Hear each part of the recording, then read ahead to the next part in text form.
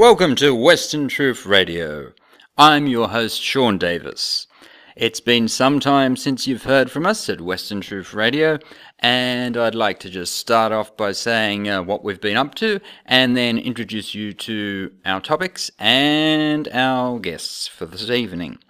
So, we've just been away as everything's sort of in test mode at the moment, and we're going to be now doing more regular shows. You'll be expecting them at least 2 a month, and the website should be up and running soon. I don't want to go into too much detail. Also, everyone has their own. Some people have health concerns. Some people have been sent here and there, and it is quite an ordeal getting everyone together, and that kind of thing across the continents and all that. But I thought we'd stick to a couple of people first, for the first topic that you all know already, as the second topic is a bit more intense. Not to say that the first topic isn't important. So we'll be discussing, first of all, what's in the news today in Australia. So this is Australian nationwide relevant. And it's this ongoing saga, which we've actually had ongoing for, I don't know, the last 4 elections or more, something like that. Anyway, so on, what's the date here? I'll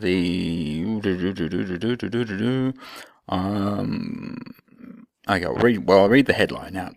So, same-sex marriage. Australians have 14 days to enrol in a postal plebiscite. So, for those of you who do not know what's been happening in Australia, there's been this ongoing thing about same-sex marriage or gay marriage or whatever you want to call it.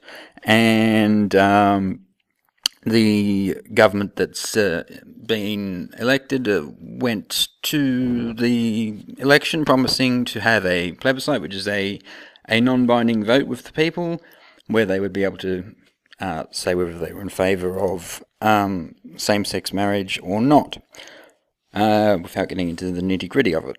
That hasn't passed due to... Well, really, I don't think they wanted it to pass. They wanted it to just stall, and that's fine. But it hasn't passed because of the Senate, and obviously, people claiming that everyone's going to get hit or cracked their head open, and all those sorts of people get shot, and all this if people are allowed to debate this issue, and it goes to a vote. So they don't want to do it for that reason, and it's stuck in the Senate. So that's where that's been. But now there's a new idea, which is a way of getting around, although the federal court, not the High Court, so it could go to the High Court, the federal court is seeing whether this same-sex marriage postal vote idea that they've pulled out of their hat is valid and is something they can do. But the news is pushing that if we've got 14 days, hurry up, hurry up, hurry up. Sometimes politics is very slow, and at other times they just want to hurry things up. It's just interesting when those things happen. So, to discuss just some varying views on it, there are so many views on this, and I get bored, sick of them. I'm sure most of you have, and you have your own view, or you don't have your view. And for Australians, it's a very boring issue. Even for those of us who have strong views to one side or the other, it does get boring hearing the same thing at the top of the political headlines every day, day in, day out, for 5, 6, 7 years. So, first we'll have Bill on, and then Penelope, or do you want to both say hello, and we'll go from there? Well, Sean, I think it's polite that, yes, it's nice you said I can go first, but we should all say hello. So, yes, my name is Bill, and I'm going to be taking not a very pro either side, but just the whole shenanigans. I'd like to really get out there to people, the whole nonsense of this is, in my view, and that it's not an issue in itself, is my view. I know people say there is, and it's a bigger issue, and that could be said in another time, but I'm going to concentrate on how it's really an issue of distraction. Sorry? An issue of distraction. Distraction. Alright, so in your view, this is a distraction thing, which, well, in a sense, it is. You can't say it's not. And what you're alluding to is that obviously other people have other ideas, and that it's either bigger and more important, or it's what it is. And Penelope, how are you? Hi, Sean. Oh, I didn't think you'd get me back on since we did that interview last time. I thought I must have did something bad. You haven't had any shows since. I thought, oh, it was me, and no one liked me, and it was all about me, and it wasn't a good idea then. No, it had nothing to do with that. If you can hear, my voice is the one that had a few issues in the health department. So, oh no, that's terrible, Sean. I do hope you get better. Yes, thank you, Penelope. So, just in brief, summarise your opening remarks on this same-sex marriage in Australia issue, and more specifically this idea of having a postal vote, or like sort of a postal plebiscite. Yeah, they're calling it a postal plebiscite on Australian Broadcasting Network. and so yes, what's your sort of views on this? Well, Sean, it's funny you mention that, because I've got two other pieces of paper in front of me. I got this week, ironically, or probably not, Your Voices, Your Values, the ACL, Australian Christian Lobby newsletter. And I must say, it covers a great deal of things. I would have thought, due to this sort of issue coming up now, it would have covered marriage more than in just a little snippet here and there. So that was quite interesting. Maybe it was just the timing. But we all know anyone who's part of the ACL has signed various petitions on various issues, this and other ones, to maintain the traditional definition of marriage. So I am sort of, well, look, I do support that in a way. Yes, I just have to say, well, obviously I do. I support maintaining the traditional definition of marriage. I'm not going to say why, because that's another kettle of fish altogether. All right, so yes, that is an interesting document you've got there. I don't get those. What is that about? Well, that's just the ACL. It's the Australian Christian Lobby. It used to be one of the most powerful lobbying groups in Australia for Christians and people on this issue, and until recently, when that Gillard goose was in charge, back then both major parties still had to support traditional marriage. But now, as is pointed out in that little pamphlet you're having a look at, Sean, we're now having to look at this new lot of MPs who have taken away, or flown away rather, from the major parties, or and sort of build their own one, which is called the Conservatives. And then we've got Corey Bernardi there, who started that up, and he will be going to the conference in Sydney, so that'll be interesting. And I am a bit worried with me and my purse and my my hair that I might get attacked by these anti-Tifa people. I've heard about them, but I guess Sydney, we're not like Melbourne. We will have some police that will at least spray pepper over these people if they protest and get too close. So, yes. The postal vote. Well, Bill, what do you think of the postal vote? Sean? Well, I'm not really going to give my thoughts. I mean, postal votes I do for normal elections and things. This is a plebiscite, not a referendum. The plebiscite, they were in a plebiscite. I would have done a postal vote, I gather.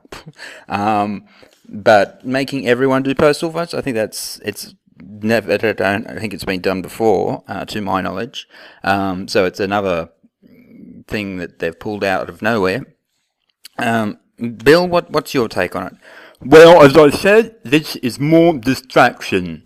More and more distraction. We have had this stupid social issue, Sean, and trust me, once this is either decided one way or the other, they'll pick another one. They will pick another social issue. They already are really revving up the cannabis issue and the medical marijuana issue. So they're prepping and priming various other issues that they can use to distract us. Now, am I saying that these are not issues in themselves, promoting some sort of ideology or way of doing? No, I'm not saying that at all. They most definitely are. But I am saying that these issues are not as important as the bombs that we're helping drop on Assad and his government instead of ISIS, and all the various things that we do as assistance to the American war machine. Okay, so you're basically saying, even if this issue has some validity, or does have validity, and even if it is a bit more extensive than people would think, it's just too much of a distraction. And there's other things you mentioned that are being and can be used for that if this one goes. Absolutely, Sean. And if you think about it, how many Australians are going to vote based on our alliance with America? If they're only going to vote for a party who is opposed to being allies with the US, or is only going to vote for a party who wants to put sanctions on the United States until they stop certain wars, and is a party that will pull our troops out of all the current wars that we ourselves have not declared in Australian interest. I don't think you'll find anyone who will do that. Probably not. But, Sean, you will find person after person who will vote solely on marriage, solely on whatever pet issues they have, Medicare, whatever it happens to be, lowering of taxes. They'll find some issue, and no matter what, they will use that to justify whatever else there is, if you have a decent discussion with them.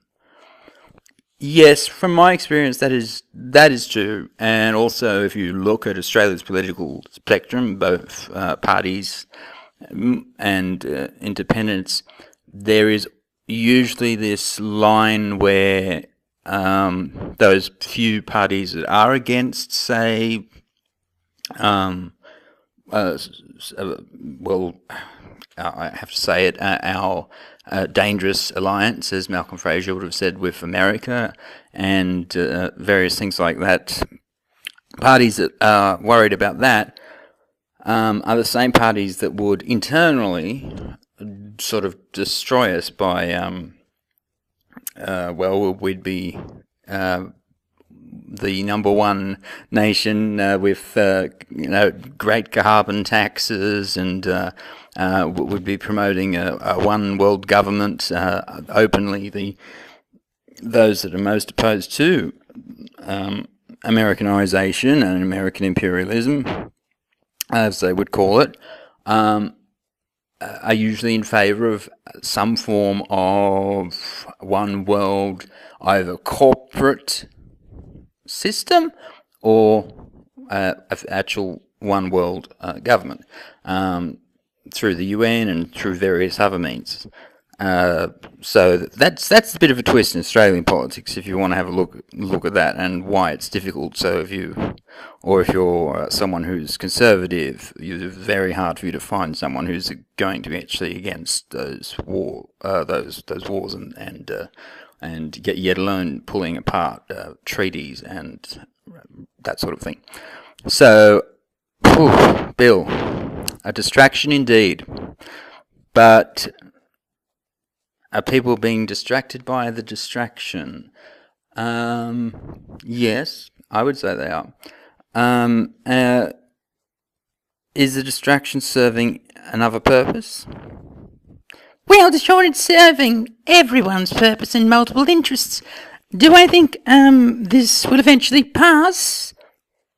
One day. And it's looking like sooner rather than later. And there are very strong forces within Australia that are against this.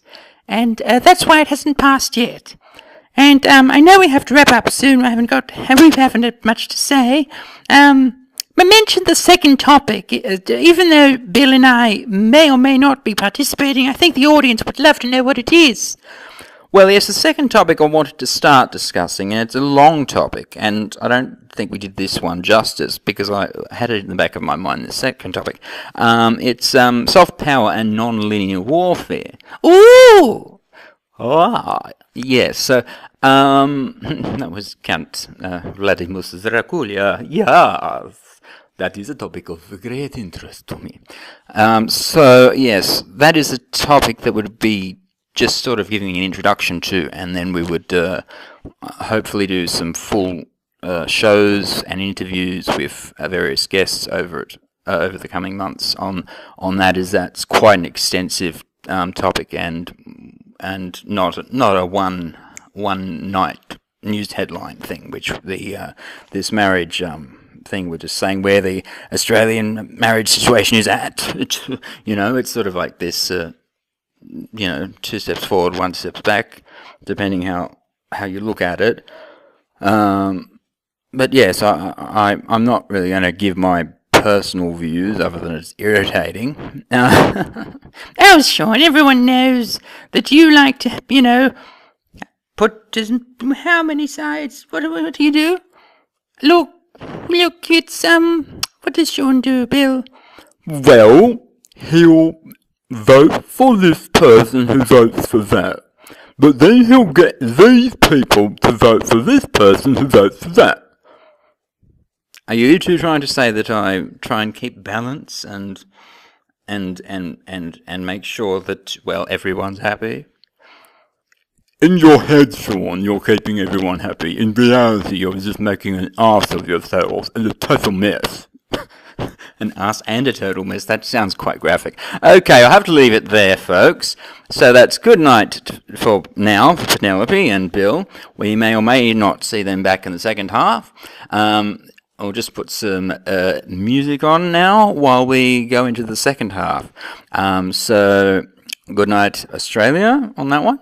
And we'll see you all soon when we get to talking about soft power and non-linear warfare. Good night, everybody!